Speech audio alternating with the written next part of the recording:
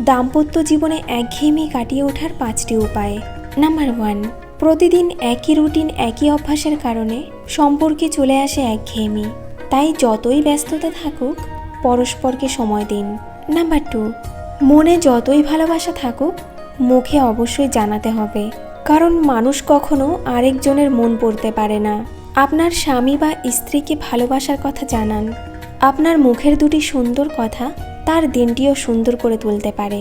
Number 3, ভালো থাকতে হলে ছোট ছোট বিষয়ে খুশি থাকুন। জীবনের ইতিবাচক দিকগুলো খুঁজে বের করুন, এতে আপনারাই ভালো থাকবেন। নাম্বার 4, বিয়ের কয়েক বছর পার হলেই হারাতে শুরু করে শারীরিক আকর্ষণ। তাই দুজনের প্রতি আকর্ষণ ধরে রাখতে নিজেকে ফিট রাখুন, এতে ঘনিষ্ঠতা থাকবে এবং একঘেয়েমি দূর হবে।